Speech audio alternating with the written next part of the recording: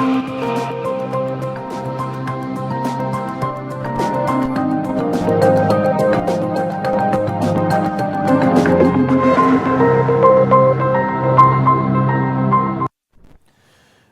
मैं हूं आपके साथ Ravindra Singh. Courts this week में आपका स्वागत है। इस बुलेटिन में अगले आधे घंटे में हम आपको इस हफ्ते कोर्ट से जुड़ी बड़ी खबरों से रूबरू करवाएंगे। तमाम कोर्ट की कार्रवाई और सुप्रीम कोर्ट से लेकर हाई कोर्ट और लोअर कोर्ट्स तक के फैसलों को आपके सामने रखेंगे। तो आइए शुरू करते हैं courts this week.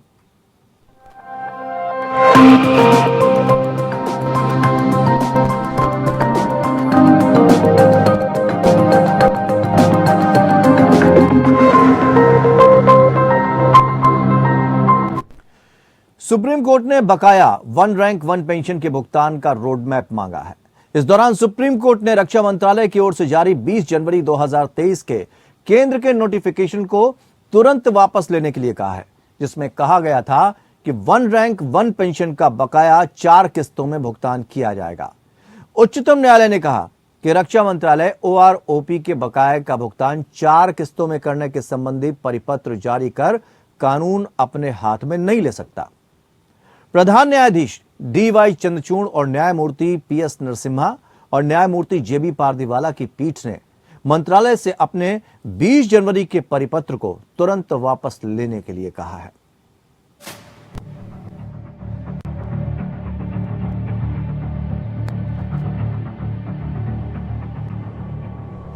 One rank one pension नीति के तहत पेंशन भुगतान के मामले में सुप्रीम कोर्ट ने सख्त नाराजगी जाहिर की। सुप्रीम कोर्ट ने रक्षा मंत्रालय से वन रैंक वन पेंशन या ओआरओपी योजना के तहत बकाये के भुगतान के लिए अगले हफ्ते तक रोडमैप मुहैया कराने को कहा है। सुप्रीम कोर्ट ने अटॉर्नी जनरल से अगले सोमवार तक पेंशन बकाया के भुगतान को लेकर एक नोट मांगा है। इसमें बताया जाए कि कितना भुगतान बकाया है और इसे कितनी टाइमलाइन में चुकाया जाएगा। इस मामले में अगली सुनवाई 20 मार्च को होगी।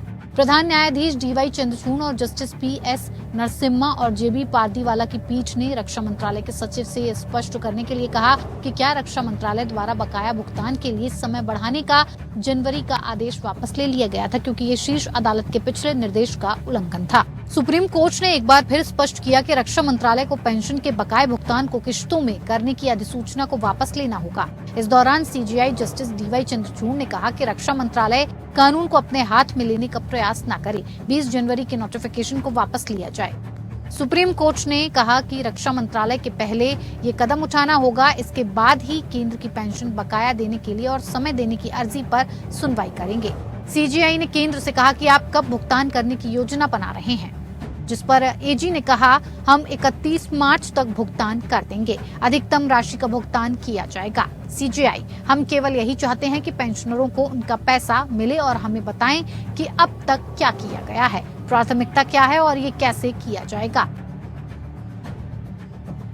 सेवानिवृत्त कर्मियों का भी कुछ वर्गीकरण करें, जैसे पहले विधवा और फिर अन्य व्यक्ति जो अधिक उम्र के हैं और फिर बाकी पेंशन भोगियों पर विचार करें। मामले के पूरे तथ्य हैं और हम सोमवार को उसी पर सुनवाई करेंगे। CJI Justice DY Chandrachud, Justice PS Narasimha और जेबी पारदीवाला की बेंच ने रक्षा मंत्रालय से 20 जनवरी के अपने नोटिफिकेशन को तुरंत वापस लेने को कहा, जिसमें कहा गया था कि ओआरओपी का बकाया का भुगतान 4 किश्तों में किया जाएगा। अटॉर्नी जनरल और वेंकटरमनी ने कहा कि केंद्र ने पूर्व सैनिकों को ओआरओपी के तहत बकाया पेंशन की एक किश्त का भुगतान कर दिया है, लेकिन आगे के भुगतान के लिए कुछ और समय की जरूरत है। बेंच ने वेंकटरमनी से कहा कि पहले वन रैंक वन पेंशन के बकाया भुगतान पर 20 जनवरी की अधिसूचना वापस लें, फिर हम समय के लिए आपके आवेदन पर विचार करेंगे। बेंच ने ये भी कहा कि डिफेंस मिनिस्ट्री का 20 जनवरी का नोटिफिकेशन उनके फैसले से पूरी तरह विपरीत था। Bureau report, APN news. Supreme Court ने केंद्र की उस क्यूरेटिव पिटीशन को खारिज कर दिया, जिसमें सरकार ने 1984 की भोपाल गैस कांड के पीड़ितों के लिए मुआवजा बढ़ाने की मांग की थी। क्यूरेटिव पिटीशन को न्याय के लिए अंतिम अपील भी कहा जा सकता है। पीठ ने कहा कि समझौते के 2 दशक बाद केंद्र द्वारा इस मुद्दे को उठाने का कोई औचित्य नहीं बनता। याचिका में यूनियन कार्बाइड की फर्मों को गैस लीक आपदा के पीड़ितों को 7,844 करोड़ रुपए का अतिरिक्त मुआवजा देने का निर्देश देने की मांग की थी। सरकार ने तर्क दिया था कि 1989 में हुए सेटलमेंट के दौरान इंसानी जिंदगियों और पर्यावरण को हुए वास्तविक नुकसान का ठीक से आकलन नहीं किया जा सका था। केंद्र ने यह भी कहा था कि पिछले वर्षों में गैस पीड़ितों की संख्या 2.5 गुना से अधिक बढ़कर 5,74,000 से ज्यादा हो चुकी है। ऐसे में हर्जाना भी बढ़ना चाहिए। यूनियन कार्बाइड से जुड़े इस मामले में 2010 में ही क्यूरेटिव पिटीशन दाखिल हुई थी। इस पर सुप्रीम कोर्ट ने जनवरी में ही फैसला सुरक्षित रख लिया था। This reinforces the position that the settlement amount was sufficient to compensate the claimants. केंद्र और भोपाल गैस पीड़ितों को सुप्रीम कोर्ट से झटका लगा है।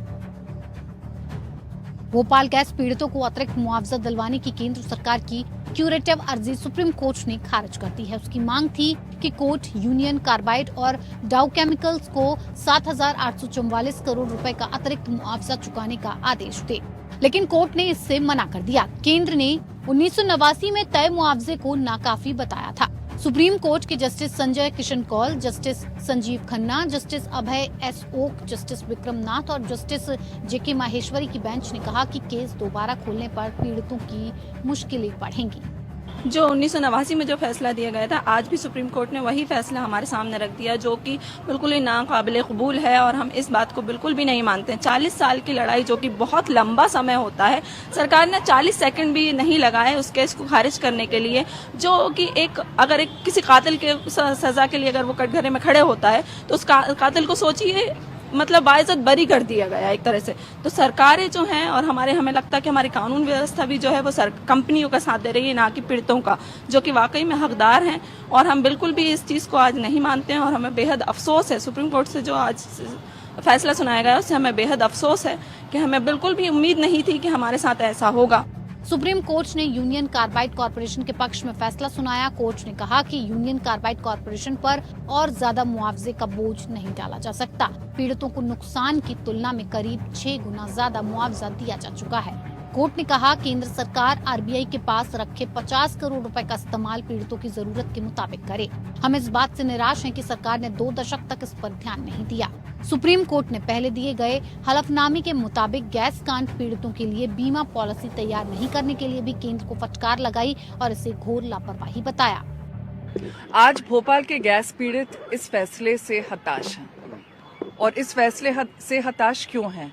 क्योंकि 2011 में जब हमारे सुप्रीम कोर्ट, और ये हमारा ही सुप्रीम कोर्ट है, हमारे सुप्रीम कोर्ट ने जब ये सेटलमेंट देखा और ये एग्रीमेंट देखा तो और उन्हें लगा कि इसको फिर से देखना पड़ेगा, इसको फिर से जांचना पड़ेगा। 11 साल लग गए। 11 साल के बाद अब ये निर्णय आया है कि इसमें यूनियन कार्बाइड के लिए कुछ फाइनलिटी चाहिए, कि यूनियन कार्बाइड के लिए कुछ अंतिम स्टेप होना चाहिए जिसमें सब कुछ खत्म कर दिया जाए ताकि उनके खिलाफ कोई प्रोसीडिंग्स ना चलती रहे। 5 जजों की बेंच की तरफ से साझा फैसला पढ़ते हुए जस्टिस कौल ने कहा, हमारे विचार से मुआवजा राशि पर्याप्त थी। अगर सरकार को ज्यादा मुआवजा जरूरी लगता है तो उसे खुद देना चाहिए था। ऐसा न करना सरकार की लापरवाही थी। समझौते को 3 दशक से भी ज्यादा समय बीत जाने के बाद कंपनी को नए सिरे से भुगतान के लिए नहीं कहा जा सकता। यूनियन कार्बाइड और केंद्र सरकार के बीच फरवरी 1989 में मुआवजे पर समझौता हुआ था। इसमें ये तय हुआ कि कंपनी लगभग 715 करोड़ रुपए का भुगतान करेगी। इस समझौते को सुप्रीम कोर्ट ने भी मंजूरी दी थी। बाद में सरकार ने इस राशि को अपर्याप्त बताना शुरू कर दिया। 2010 में उसने सुप्रीम कोर्ट में क्यूरेटिव याचिका दाखिल कर 7,844 करोड़ रुपए का मुआवजा दिलाए जाने की मांग की। केंद्र की मांग थी कि कोर्ट यूनियन कार्बाइड और भारत में उसकी जगह ले चुकी कंपनी डाउ केमिकल्स से ये राशि चुकाने को कहे। इस साल जनवरी में सुप्रीम कोर्ट के जस्टिस संजय किशन कौल की अध्यक्षता वाली 5 जजों की बेंच ने केंद्र की याचिका पर सुनवाई की। जजों ने बिना पुनर्विचार याचिका दाखिल किए सीधे क्यूरेटिव याचिका दाखिल करने को तकनीकी रूप से गलत माना। जजों ने ये भी कहा कि याचिका समझौते के 21 साल बाद दाखिल हुई थी। किसी मसले को हमेशा के लिए खुला नहीं रखा जा सकता। Bureau report, APN news. Bihar के पूर्व मुख्यमंत्री लालू प्रसाद यादव, उनकी पत्नी राबड़ी देवी और उनकी बेटी और आरजेडी सांसद मीसा भारती को जमीन के बदले नौकरी मामले में जमानत मिल गई। राउज एवेन्यू कोर्ट ने लालू यादव, मीसा भारती और राबड़ी देवी को 50,000 रुपए के निजी मुचलके पर जमानत दी गई। मामले की अगली सुनवाई 29 मार्च को होगी। रेलवे में नौकरी के बदले जमीन मामले में तीनों आरोपी दिल्ली की राउज एवेन्यू कोर्ट में पेश हुए थे। सुनवाई शुरू होने पर सभी आरोपियों ने कोर्ट में जज के सामने अपनी उपस्थिति हाथ उठाकर दर्ज कराई।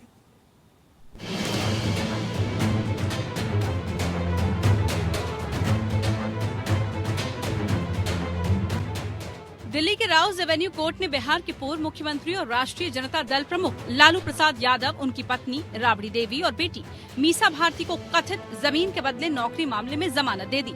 राउज एवेन्यू कोर्ट के विशेष न्यायाधीश गीतांजलि गोयल ने आरोपी व्यक्तियों को 50,000 रुपए के निजी मुचलके और इतनी ही राशि का एक जमानतदार पेश करने की शर्त पर जमानत दी है। लालू यादव, उनकी पत्नी और उनकी बेटी को पिछले महीने समन जारी किए जाने के बाद अदालत में पेश होने के बाद जमानत दे दी गई है। सीबीआई ने इस मामले में 10 अक्टूबर 2022 को 16 लोगों के खिलाफ चार्जशीट दाखिल की थी। इसके बाद लालू यादव और अन्य पर मुकदमा चलाने की मंजूरी मिली। लालू यादव पर आरोप है कि उन्होंने रेल मंत्री रहते हुए नौकरी के बदले में लोगों से जमीन ली थी। सीबीआई ने बीते साल 18 मई को लालू यादव के खिलाफ केस दर्ज किया था। बिहार के विभिन्न निवासियों को 2004 से 2009 के दौरान मुंबई, जबलपुर, कोलकाता, जयपुर और हाजीपुर में स्थित रेलवे के विभिन्न जोन में ग्रुप डी पदों पर स्थानापन्न के रूप में नियुक्त किया गया था। यह आरोप लगाया गया कि इसके एवज में व्यक्तियों ने स्वयं या उनके परिवारों ने अपनी जमीन तत्कालीन केंद्रीय रेल मंत्री लालू प्रसाद यादव के परिवार के सदस्यों और एक कंपनी मेसर्स एके इन्फोसिस्टम्स प्राइवेट लिमिटेड के नाम पर स्थानांतरित कर दी, जिसे बाद में उनके परिवार के सदस्यों ने उस पर टेक ओवर कर लिया। सीबीआई ने यह भी आरोप लगाया कि जोनल रेलवे में स्थानापन्नों की नियुक्ति के लिए कोई विज्ञापन या कोई सार्वजनिक नोटिस जारी नहीं किया गया था और उनके आवेदनों को संसाधित करने में अनुचित जल्दबाजी दिखाई गई थी। इससे पहले 6 मार्च को सीबीआई पटना स्थित राबड़ी देवी के आवास पर पहुंची थी, जहां उन्होंने पूर्व सीएम से सवाल जवाब किए थे। अगले ही दिन 7 मार्च को सीबीआई की टीम दिल्ली स्थित मीसा भारती के आवास पर पहुंची। यहां पर सीबीआई ने घोटाला मामले में लालू यादव से पूछताछ की थी। पूछताछ के 3 दिन बाद ईडी की टीम ने लालू यादव, तेजस्वी यादव और उनके परिवार और करीबियों के करीब 15 ठिकानों पर छापेमारी की थी। इस दौरान ईडी ने दावा किया था कि उसे छानबीन के दौरान 600 करोड़ के आर्थिक अपराध का पता चला। ईडी ने बताया कि 1 करोड़ कैश, $1900, 540 ग्राम सोना और 1.5 किलो सोने के आभूषण बरामद किए गए हैं। Bureau report, APN news. Bar council of India विदेशी वकीलों, विदेशी कानून फर्मों के लिए भारत में कानून अभ्यास खोलने पर सहमत हो गया है। वकीलों के वैधानिक निकाय ने भारत में विदेशी वकीलों और कानूनी फर्मों के पंजीकरण के लिए दिशा निर्देश जारी किए हैं। सबसे हालिया नियम विदेशी वकीलों और कानून फर्मों को भारत में अंतर्राष्ट्रीय कानून और अंतर्राष्ट्रीय मध्यस्थता का अभ्यास करने की अनुमति देते हैं। विदेशी वकील या विदेशी कानून फर्म भारत में बार काउंसिल ऑफ इंडिया के साथ पंजीकृत होने तक भारत में अभ्यास करने के हकदार नहीं होंगे। पंजीकरण शुल्क $50,000 अमेरिकी डॉलर है और नवीनीकरण शुल्क $20,000 अमेरिकी डॉलर है। विदेशी वकील या लॉ फर्म विदेशी वकीलों के रूप में पंजीकृत एक या एक से अधिक भारतीय अधिवक्ताओं को कानूनी विशेषज्ञता या सलाह लेने और संलग्न करने के हकदार होंगे।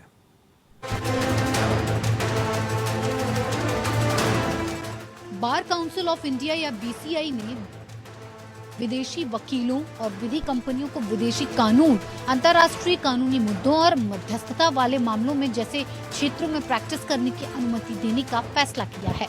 बार काउंसिल ऑफ इंडिया ने भारत में विदेशी वकीलों और विदेशी लॉ फर्मों के रजिस्ट्रेशन और रेगुलेशन के नियम जारी कर दिए हैं। बीसीआई ने भारत में विदेशी वकीलों और विदेशी विधि फर्मों के पंजीकरण और विनियमन के लिए भारतीय विधिक परिषद नियम 2022 को अधिसूचित किया है। इसके तहत अब विदेशी लॉ फर्मों को भारत में लॉ की प्रैक्टिस करने की अनुमति होगी। बीसीआई ने विदेशी वकीलों और कानून फर्मों को पारस्परिक आधार पर भारत में विदेशी कानून का अभ्यास करने की अनुमति दी है। बीसीआई का कहना है इस मुद्दे पर फैसला लेने का समय आ गया है। बार काउंसिल ऑफ इंडिया का मानना है कि विदेशी लॉ प्रैक्टिस की फील्ड में विदेशी वकीलों के लिए भारत में कानून की प्रैक्टिस को खोलने से गैर मुकदमे वाले मामलों में अंतर्राष्ट्रीय कानूनी मुद्दे और अंतर्राष्ट्रीय मध्यस्थता मामलों में भारत के वकीलों के लाभ के लिए भारत में कानूनी पेशे डोमेन को विकसित करने में मदद मिलेगी। जारी नोटिफिकेशन में कहा गया है कि पहले तक भारतीय लॉ परिषद किसी भी रूप में विदेशी वकीलों और कानूनी फर्मों के भारत में प्रवेश के विरोध में रहा है, मगर परिषद के संयुक्त सलाहकारों, अध्यक्षों, उपाध्यक्षों द्वारा विचार के बाद इसकी अनुमति दे दी गई है। नए नियमों के अनुसार विदेशी वकीलों और लॉ फर्मों को भारत में प्रैक्टिस के लिए रजिस्ट्रेशन अनिवार्य होगा। यह रजिस्ट्रेशन केवल 5 वर्ष की अवधि के लिए होगा और इसे आगे बढ़ाते रहना होगा। बीसीआई ने आगे ये भी कहा कि अगर कानूनी प्रैक्टिस प्रतिबंधित, अच्छी तरह से नियंत्रित और विनियमित तरीके से विदेशी वकीलों के लिए खोल दी जाती है तो भारत को कोई नुकसान होने की संभावना नहीं है।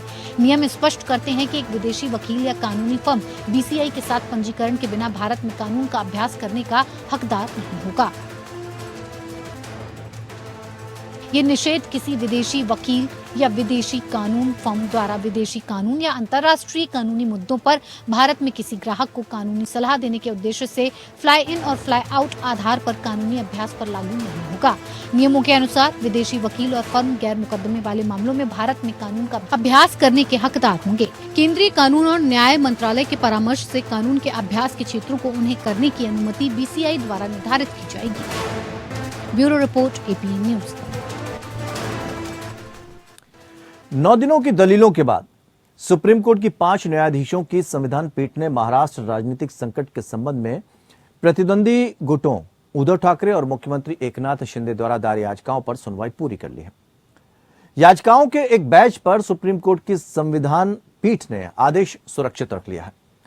उद्धव की याचिका में एकनाथ शिंदे की नेतृत्व वाली सरकार के गठन को रद्द करने और राज्यपाल को बर्खास्त करने की मांग की गई। दलील के दौरान उद्धव के वकील सिब्बल ने कहा कि सुप्रीम कोर्ट को इस मामले में दखल देना चाहिए, नहीं तो लोकतंत्र खतरे में पड़ जाएगा।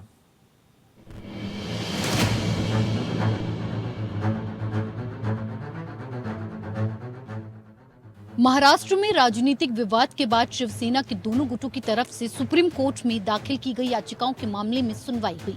याचिका उद्धव गुट की थी, जिसमें एकनाथ शिंदे के नेतृत्व वाली सरकार के गठन को रद्द करने और राज्यपाल को बर्खास्त करने की मांग की गई है। दलीलों के बाद सुप्रीम कोर्ट ने फैसला सुरक्षित रख लिया है। सीजेआई की अध्यक्षता वाली 5 जजों की संविधान पीठ में सुनवाई के दौरान उद्धव ठाकरे गुट की ओर से कपिल सिब्बल ने कहा कि सुप्रीम कोर्ट को इस मामले में दखल देना चाहिए, वरना हमारा लोकतंत्र खतरे में पड़ जाएगा, क्योंकि कोई भी सरकार नहीं रह पाएगी। राज्यपाल केवल विधायक दल से ही निपट सकते हैं। वो एकनाथ शिंदे को उठाकर ये नहीं कह सकते कि अब आप मुख्यमंत्री बन जाइए। उन्होंने कहा न तो राज्यपाल और न ही ये न्यायालय स्पीकर के कार्यों पर अतिक्रमण कर सकते हैं। स्पीकर का काम जारी रहना चाहिए। उन्होंने कहा कि विधायिका और राजनीतिक दल में राजनीतिक दल की प्रधानता होती है। सीजेआई ने कहा कि आपका कहना है कि पार्टी में विभाजन तो हुआ है, मगर इसे मान्यता नहीं मिली है। लेकिन विधायकों का एक समूह है जो ये कहता है कि उन्होंने समर्थन वापस ले लिया है, अब उन्हें अयोग्यता का सामना करना पड़ेगा। उन्होंने पूछा कि क्या राज्यपाल तब विधायकों की संख्या को देखकर ये नहीं कह सकते कि ये आचरण सदन की ताकत को भी प्रभावित करता है। सिब्बल ने जवाब देते हुए कहा, नहीं, ऐसा तब होता था जब 10वीं अनुसूची नहीं होती थी। अब हम तो एक ऐसे समय में वापस जा रहे हैं जहां कोई 10वीं अनुसूची नहीं है। सीजेआई ने कहा, तो आप कह रहे हैं कि राज्यपाल 10वीं अनुसूची के प्रावधानों को अनदेखा कर विश्वास मत की मांग नहीं कर सकते। सिब्बल ने कहा, आप 10वीं अनुसूची को फिलहाल भूल जाइए। वो किसी गुट के आधार पर विश्वास मत नहीं मांग सकते। विश्वास मत के लिए आह्वान गठबंधन पर आधारित है। सिब्बल ने कहा कि ये अविश्वास उस मद के लिए था जिसने एकनाथ शिंदे को मुख्यमंत्री का पद दिलाया। वहीं सीजेआई ने उद्धव ठाकरे के वकील अभिषेक मनु सिंघवी की दलील पर उनसे कहा कि विलय का मतलब है कि शिवसेना के रूप में उनकी राजनीतिक पहचान खो गई है। सीजेआई ने कहा, आप उद्धव ठाकरे सरकार को बहाल करने की मांग कैसे कर सकते हैं।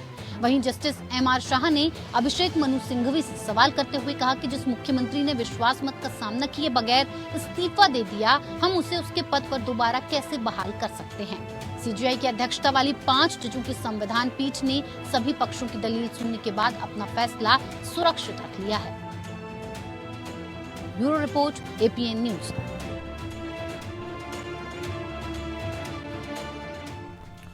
तो कोर्ट्स दिस वीक में फिलहाल इतना ही। नमस्कार।